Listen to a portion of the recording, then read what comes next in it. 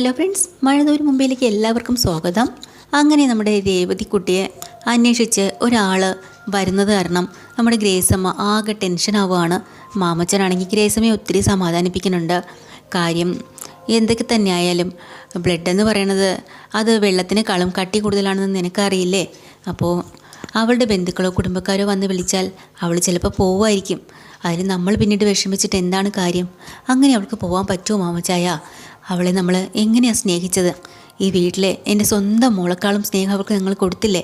പിന്നെ എല്ലാ സ്വാതന്ത്ര്യവും കൊടുത്തു, ഇവിടെയുള്ള എല്ലാ അവകാശങ്ങളും അവൾക്ക് കൊടുത്തു. അവൾ പറയണ പോലെ തന്നെയല്ലേ നമ്മളും മുന്നോട്ട് പോണത്.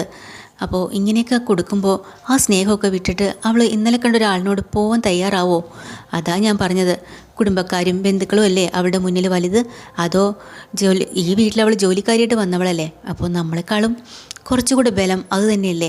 അവർ കേസിനോ കോടതിയിലോ എന്തെങ്കിലുമൊക്കെ പോയി തർക്കിച്ചും വാദിച്ചായാലും അവളെ അങ്ങോട്ട് തന്നെ പറഞ്ഞു വിടാനേ അവർ പറയുള്ളൂ. ഇനി ആരൊക്കെ എന്തൊക്കെ തന്നെ പറഞ്ഞാലും ശരി തന്നെ, ആ കിളവൻ ഇങ്ങോട്ട് വന്നോട്ടെ. ഇനി ഞാൻ ഇതിനകത്തോട്ട് അടുപ്പിക്കില്ല മാമച്ചായ. പക്ഷേ ഗ്രേസമ്മേ, നമ്മൾ ചില കാര്യങ്ങൾ മനസ്സിലാക്കണം. അതുകൊണ്ടാണ് ഞാൻ പറഞ്ഞത്. അവളെ ഓർഫണേജിൽ വളർന്ന കുട്ടിയല്ലേ. ഇത്രയും വർഷം അവർക്ക് ആർക്കും വേണ്ടായിരുന്നു. പ്രസവിച്ച ഉടനെ കൊണ്ട് ഓർഫണേജിൽ കൊണ്ട് തള്ളി. 20 വർഷങ്ങൾക്ക് ശേഷം അവൾ അന്വേഷിച്ച് വരേണ്ട കാര്യം എന്താ? ചിലപ്പോൾ അന്നത്തെ സാഹചര്യം അങ്ങനെ ആയിരുന്നു പോയിരിക്കാം. ഇപ്പോൾ ആ സാഹചര്യമൊക്കെ മാറി വന്നപ്പോൾ ആ കുഞ്ഞ് വലുതായി കാണും. അതിനെ ഒന്ന് കാണണമെന്നും ചിലപ്പോൾ തിരിച്ച് കുടുംബത്തിലേക്ക് കൊണ്ടുവരണമെന്നും അവർക്ക് തോന്നിയിട്ടുണ്ടാവും. അതിന് നമുക്കവരെ കുറ്റം പറയാൻ പറ്റുമോ? ഇല്ല. എന്ത് തന്നെ ആയാലും ശരി തന്നെ, നമ്മളെ മനസ്സിലാക്കാൻ രേവതി കുട്ടിക്ക് പറ്റും. കാരണം അവൾക്കറിയാം അവൾ ഒരു ഓർഫണേജിലാണ് വളർന്നതെന്നും ആരുമില്ലാതെ വളർന്നതാണെന്നും. അത് തന്നെയാണ് ഈ കാര്യം. ഓർഫണേജിൽ വളർന്നതാണെന്ന് അവൾക്കറിയാം. ഇത്രയും വർഷങ്ങൾക്ക് ശേഷം അവൾക്കൊരു കുടുംബം ഉണ്ടെന്ന് അറിയുമ്പോൾ അവളത് അങ്ങോട്ട് പോകാനല്ലേ തീരുമാനിക്കുള്ളൂ. ഇല്ല, അവൾ നമ്മളെ വിട്ട് എങ്ങോട്ടും പോവില്ല മാമച്ചായ, എനിക്ക് ഉറപ്പാണ്. അങ്ങനെ സങ്കടപ്പെട്ടിരിക്കുമ്പോൾ അന്ന് വൈകുന്നേരം തന്നെ കോളേജെല്ലാം പഠിത്തവും കഴിഞ്ഞ് നമ്മുടെ രേവതി കുട്ടി വീട്ടിലേക്ക് വരുക. മാമച്ചായൻ്റെയും ഗ്രേസമ്മയുടെയും മുഖം വല്ലാതെ വീർത്തിരിക്കുന്നുണ്ട്. പക്ഷേ രേവതി രണ്ടുപേരെയും പരസ്പരം നോക്കിയിട്ട് ആദ്യം മാമച്ചായനോട് ചോദിക്കുന്നുണ്ട്, എന്തു പറ്റി? ഇന്ന് ഗ്രേസമ്മയായിട്ട് അടിയുണ്ടാക്കിയോ? എന്നും വഴക്കാണല്ലോ നിങ്ങൾ തമ്മിൽ. ഇന്നും തോറ്റത് മാമച്ചായൻ തന്നെന്നാണ് എനിക്ക് തോന്നുന്നത്. അല്ലെങ്കിലും എനിക്ക് എല്ലാവരും തോക്കാനാ വിധി. ഇതെന്താ ഇങ്ങനെയൊക്കെ സംസാരിക്കണത്? അപ്പോൾ എല്ലാവർക്കുള്ള ചായയും പലഹാരമൊക്കെ ആയിട്ട് ഗ്രേസമ്മ അങ്ങോട്ട് വന്നിട്ടുണ്ട്. എന്നിട്ട് മേശപ്പുറത്ത് കൊണ്ട് വയ്ക്കുവാണ്. എന്നാലും ഗ്രേസമ്മയുടെ മുഖം അത്ര തെളിച്ചമല്ലാത്തതുകൊണ്ട് രേവതി ചോദിക്കുന്നുണ്ട്, എന്ത് പറ്റി? ആൻറ്റിയുടെ മുഖം ഇങ്ങനെയാണല്ലോ ഇരിക്കുന്നത്. രണ്ടുപേരും നന്നായിട്ട് വഴക്കൂടിയല്ലേ. ഇന്ന് എന്തായിരുന്നു പ്രശ്നം? എന്നോട് തുറന്നു പറ. നീ തന്നെ കാരണക്കാരി. ഞാനെന്ത് ചെയ്തു? മാമച്ചായൻ പറയുന്നുണ്ട്, സാധാരണ നിന്നോടാണല്ലോ നമ്മൾ അങ്ങോട്ടും ഇങ്ങോട്ടും എന്തെങ്കിലുമൊക്കെ വഴക്കുണ്ടാക്കുന്നത്. ഇപ്പം നീ ഇല്ലല്ലോ, നീ കോളേജിൽ പോകല്ലേ. അതുകൊണ്ടാണ് ഞങ്ങളിപ്പോൾ വഴക്കുണ്ടാക്കുന്നതും പിണങ്ങുന്നതും. അത് ശരി, അപ്പം ഞാൻ കോളേജിൽ പോകുന്നതാണ് പ്രശ്നം. എന്നാൽ പിന്നെ നിങ്ങൾക്ക് അടിയുണ്ടാക്കാനും വഴക്കുണ്ടാക്കാനും ഞാൻ നാളെ മുതൽ കോളേജിൽ പോകുന്നില്ല, ഇവിടെ ഇരുന്നോളാം. അതല്ലേ നല്ലത്. അപ്പോൾ രണ്ടുപേരും പരസ്പരം നോക്കുക. എന്നിട്ട് രേവതി പറയുന്നുണ്ട്, അങ്ങനെ ഇപ്പോൾ ആരും സൂഹിക്കണ്ട. അങ്ങനെ ഞാൻ പറയുന്നത് വിശ്വസിക്കുകയും വേണ്ട. ഞാൻ കോളേജിൽ പോവുകയും ചെയ്യും, പഠിക്കുകയും ചെയ്യും കേട്ടോ. അതൊക്കെ ശരിയാ. പക്ഷേ എടി, ഉടനെ മാമച്ചായൻ പറഞ്ഞിട്ട്, അലീന നല്ലൊരു കൊച്ചായിരുന്നു, അവളെപ്പോലെ ഒരുത്തിയെ കിട്ടിയാൽ മതിയായിരുന്നു നമുക്ക് എന്ന് പറയുമ്പോൾ പെട്ടെന്ന് രേവതിയുടെ മുഖവും വാടി പോകുന്നുണ്ട് കേട്ടോ. ഉടനെ തന്നെ ഗ്രേസമ്മ ചോദിക്കുന്നുണ്ട്, എടി അലീനയുടെ കാര്യം എന്തായി? നിന്നെ വിളിക്കാറുണ്ടോ? ചേച്ചിയുടെ കാര്യം ഒന്നും പറയാതിരിക്കാൻ നല്ലത്. പാവം, ഒന്നും മറമ്പ് അടുത്തത് മറമ്പ് അടുത്തത്, ഇങ്ങനെ പ്രശ്നങ്ങളോട് പ്രശ്നങ്ങളാണ്. എന്താ ചെയ്യുക? അപ്പോൾ ഉടനെ മാമച്ചായൻ പറയുന്നുണ്ട്, അലീനയ്ക്ക് അല്ലെങ്കിൽ തന്നെ ഒന്നുമില്ലെങ്കിലും അവിടെ പ്രശ്നങ്ങളാണെങ്കിലും അവളുടെ സ്വന്തം കുടുംബക്കാരാണെന്നെങ്കിലും അവൾക്ക് സമാധാനിക്കാമല്ലോ. അതുകൊണ്ട് കുഴപ്പമില്ല. അവളെപ്പോലെ നമ്മളും എന്ത് കാണിച്ചാലെന്ന് അവിടെ കാണിക്കുന്ന പോലെ അലീന ചേച്ചിയോട് അവരൊക്കെ കാണിക്കുന്ന പോലെ നിങ്ങളെന്നോട് കാണിക്കാമെന്നാണോ? കൊന്നുകളയും ഞാൻ രണ്ടെണ്ണത്തിനെ. അങ്ങനെയല്ല, അപ്പം അലീനയ്ക്ക് അവളുടെ കുടുംബവും കാര്യങ്ങളൊക്കെ കിട്ടിയില്ലേ? എത്രയോ വർഷങ്ങൾക്ക് ശേഷം അവൾക്കത് കിട്ടിയത്. അതുപോലെ ഇപ്പോൾ ഈ വർഷങ്ങൾക്ക് ശേഷം ഇത്രയും പ്രായമായില്ലേ നിനക്ക് ഒരു കുടുംബമോ അച്ഛനോ അമ്മയോ ഒക്കെ ഉണ്ട്. അവർ നിന്നെ വന്ന് വിളിച്ചാലോ? അപ്പോൾ തന്നെ രേവതിയുടെ മുഖം ഒന്ന് വാടുവാണ്. അങ്ങനെ വിളിച്ചാൽ നീ പോവോ? അപ്പോൾ കാര്യത്തിൻ്റെ ഗൗരവം അങ്ങോട്ടാണ് പോകുന്നതെന്ന് രേവതിക്ക് മനസ്സിലായി. എന്നാൽ ഇവർക്കൊരു പണി കൊടുക്കണമല്ലോ എന്ന് വെച്ച് രേവതി പറയാം, അതെ കുടുംബക്കാരല്ലേ, വിളിച്ചാൽ പോകണ്ടേ? അപ്പോൾ രണ്ടുപേരുടെ മുഖം അങ്ങ് മങ്ങിയിട്ടോ. അപ്പം തന്നെ മാമച്ചായൻ പറയണം, എടി ഒരുപാട് സ്വത്തും പണവും ഒക്കെ ഉള്ളവരാണ്. ആയിരിക്കും. പിന്നെ അവർക്ക് സ്വന്തമായിട്ട് എസ്റ്റേറ്റൊക്കെ ഉണ്ടോ? ഉണ്ടാവും. എനിക്ക് എസ്റ്റേറ്റ് ബംഗ്ലാവിലൊക്കെ താമസിക്കാൻ വലിയ ഇഷ്ടമാണ്. അങ്ങനെയൊക്കെ ഉണ്ടെങ്കിൽ ഞാൻ ഉറപ്പായിട്ടും പോവും. അപ്പോൾ തന്നെ മാമച്ചായൻ്റെ ഗ്രേസമ്മയുടെ മുഖം അങ്ങ് മങ്ങിത്തുടങ്ങി. രേവതി രണ്ടുപേരെയും ശ്രദ്ധിക്കാൻ കേട്ടോ. ഇതെല്ലാം കഴിഞ്ഞ് കുറച്ച് സമയം കൂടെ ഇവരിങ്ങനെ കാത്തിരിക്കുക. അപ്പോൾ തന്നെ രേവതി ചോദിക്കുന്നുണ്ട്, അല്ല ഇനി വരുന്ന എൻ്റെ ബന്ധുക്കൾക്ക് ഇനി വല്ല വിമാന കമ്പനിയോ അങ്ങനെ എന്തെങ്കിലുമൊക്കെ ഉണ്ടാവോ? എനിക്ക് ഭയങ്കര ഇഷ്ടമായി ഈ വിമാനത്തിലൊക്കെ കയറുന്നതേ. ഇനി അങ്ങനെയല്ല, അതുണ്ടെങ്കിൽ കാശുണ്ടെങ്കിൽ മതി, എല്ലാ സ്വത്തുക്കളും എൻ്റെ പേരിൽ എഴുതി വാങ്ങണം, എന്നിട്ട് ഞാനൊരു വിമാനം അങ്ങ് വാങ്ങും. എന്തായാലും കുടുംബക്കാരൊക്കെ വന്ന് വിളിച്ചാൽ ഞാൻ പോകും കേട്ടോ. അപ്പോൾ ഗ്രേസമ്മ പറയണം, എടി നിന്നെ ഞങ്ങൾ എന്തോരം സ്നേഹിച്ചതാ, നിന്നെ ഞങ്ങളെയൊക്കെ വിട്ട് നിനക്ക് പോകാൻ പറ്റുമോ? നിന്നെ ഞാൻ ഒരുപാട് സ്നേഹിച്ചല്ലേ എന്നൊക്കെ ചോദിക്കുമ്പോൾ, സ്നേഹം മണ്ണാൻ കേട്ട, ആർക്ക് വേണോ ആൻറ്റി സ്നേഹമൊക്കെ? ഇന്നത്തെ കാലത്ത് അതിൻ്റെയൊക്കെ പണമാണ് എല്ലാത്തിനും വലുത്, പണം ഉണ്ടെങ്കിൽ മാത്രമേ പറ്റത്തുള്ളൂ എന്ന് പറയുമ്പോൾ രണ്ടുപേരുടെ മുഖം വീണ്ടും മങ്ങിപ്പോവാണ്. എന്നിട്ട് രേവതി പറയാം, എൻ്റെ കുടുംബക്കാർ വന്ന് വിളിച്ചാൽ ഞാൻ ഉറപ്പായിട്ടും പോവും, എനിക്ക് അവരല്ലേ വലുത് എന്നും പറഞ്ഞ് രേവതി അവിടെ നിന്ന് എണീറ്റ് പോവാട്ടോ. അപ്പോൾ തന്നെ മാമച്ചായനും ഗ്രേസമ്മയും മുഖം വാടി ഇങ്ങനെ ഇരിക്കുമ്പോൾ തിരിച്ച് ഓടി വന്ന് ഗ്രേസമ്മയെ കെട്ടിപ്പിടിക്കുന്നുണ്ട്. നമ്മളെ രേവതി കുട്ടി, എന്താ ആൻറ്റി ഇത്?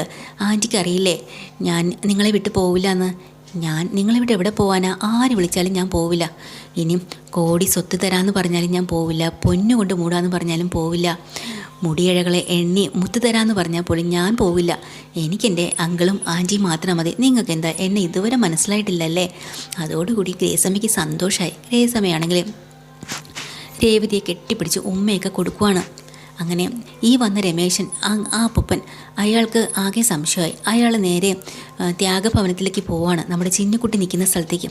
അപ്പോൾ അവിടെ ചെന്ന് സിസ്റ്റർമാരോട് സംസാരിക്കുമ്പോഴും അവർ പറയുന്നതെന്ന് വെച്ചാൽ, ഇവിടെ സ്നേഹ നികേതത്തിൽ വന്നിട്ടുള്ള ഒരു കുട്ടി മാത്രമേ ഉള്ളൂ, അതും 3.5 വയസ്സായതാണ്. നിങ്ങൾ ഉദ്ദേശിക്കുന്ന കുട്ടി ഒന്ന് അലീനയോ അല്ലെങ്കിൽ രേവതി കുട്ടിയോ ആവും. അവരൊരാൾ കോട്ടയത്തും ഒരാൾ എറണാകുളത്തുമാണ്. പിന്നെ അലീനയ്ക്കാണെങ്കിൽ 10-23 വയസ്സും ആവും.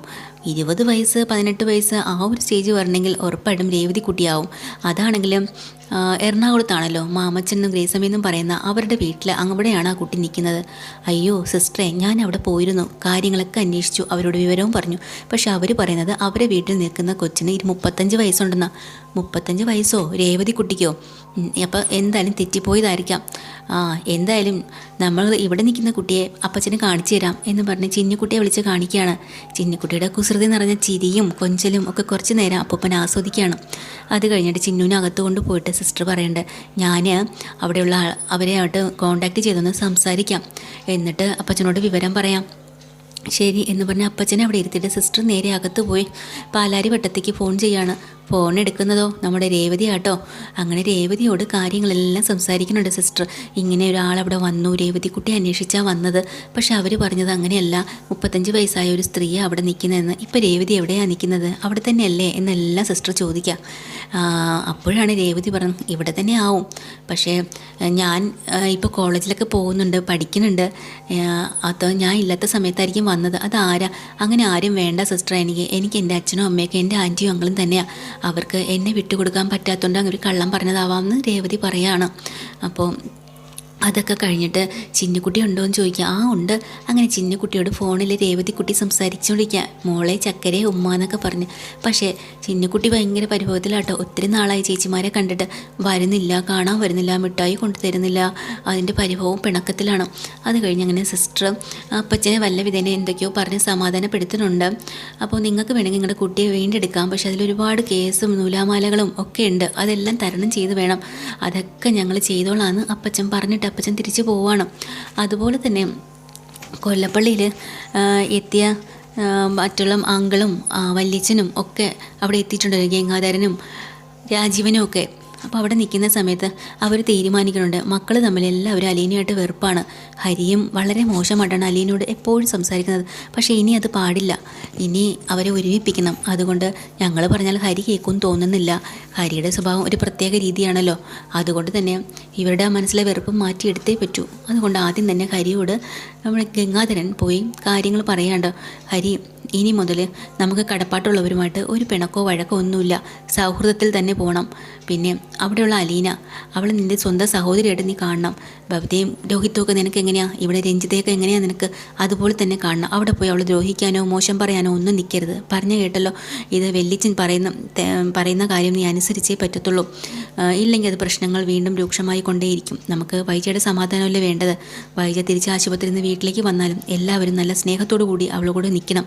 അതിന് ഈ ഒരു വഴിയേ ഉള്ളൂ ഞാൻ നോക്കിയിട്ട് കാണുന്നുള്ളൂ. പ്രശ്നങ്ങൾ രൂക്ഷമാക്കിയാൽ ശരിയാവത്തില്ല എന്ന് ഇങ്ങനെ പറഞ്ഞ് മനസ്സിലാക്കി കൊടുക്കുന്നുണ്ട്. ഇതൊക്കെ കഴിഞ്ഞ് രോഹിത്തിനോടും ബബിതയോടും വന്ന് ഉപദേശിക്കുകയാണ്. നിങ്ങൾ തിരിച്ച് പോകണം, അച്ഛൻ്റെ അടുത്തേക്ക് പോകണം. അവിടെ കൃഷ്ണമോളുണ്ട്, പിന്നെ അലീന നിങ്ങളുടെ സ്വന്തം സഹോദരിയായിട്ട് തന്നെ അവളെ കാണണം. എന്തായാലും അച്ഛൻ അവളെ ഏറ്റെടുത്ത് വളർത്തുന്നതല്ലേ, അവളെ ഉപേക്ഷിക്കരുത്, നിങ്ങൾ അവൾക്ക് സപ്പോർട്ടായിട്ട് നിൽക്കണം, വഴക്കൊന്നും ഉണ്ടാക്കരുത് എന്നൊക്കെ പറഞ്ഞ് മനസ്സിലാക്കണം. പക്ഷേ ഹരി ദേഷ്യം പിടിക്കുക. എനിക്ക് അവളോട് ഒരു അനുകമ്പ എനിക്ക് കാണിക്കാൻ കഴിയില്ല. അവളെ എനിക്ക് കണ്ണെടുത്താൽ കണ്ടുകൂടാ. നിങ്ങൾക്കൊക്കെ എന്താ ഇപ്പം മനസ്സ് മാറാൻ കാര്യം? അവളെ കൊല്ലണം, തട്ടിക്കൊണ്ട് പോകണം, അത് ചെയ്യണം ഇത് ചെയ്യണം എന്നൊക്കെ പറഞ്ഞ് നടന്നവരല്ലേ. ഇപ്പോൾ ഭയങ്കര സ്നേഹമോ കടപ്പാട്ടുകാരുടെ ഒരു പിണക്കോ ഇല്ലെന്നോ. പക്ഷേ നിങ്ങളായിക്കോ, എനിക്കതിനാവില്ല, അവളുമായിട്ട് ഒരു സൗഹൃദത്തിന് ഞാനില്ല എന്ന് തന്നെയാണ്. അതുപോലെ രോഹിത്തും ബബിതയും പറയുന്നുണ്ട്, ഞങ്ങളും അങ്ങോട്ടില്ല, എന്നെങ്കിലും അച്ഛൻ അവളെ കൊണ്ട് കളയട്ടെ, അത് കഴിഞ്ഞിട്ട് മതി, അമ്മയും ഇല്ല, അമ്മ വന്നോട്ടെ, എല്ലാം കഴിഞ്ഞിട്ടേ ഞങ്ങളിനി കടപ്പാട്ടേക്ക് പോകുന്നുള്ളൂ എന്നും പറഞ്ഞുകൊണ്ട് അവരിങ്ങനെ നിൽക്കട്ടോ. ഇതൊക്കെയാണ് കേട്ടോ എപ്പിസോഡ്. ഡീറ്റെയിൽഡ് എപ്പിസോഡുമായിട്ട് വീണ്ടും വരാം. ചാനൽ ഇഷ്ടമായി ലൈക്ക് ചെയ്യുക, സബ്സ്ക്രൈബ് ചെയ്യുക. താങ്ക്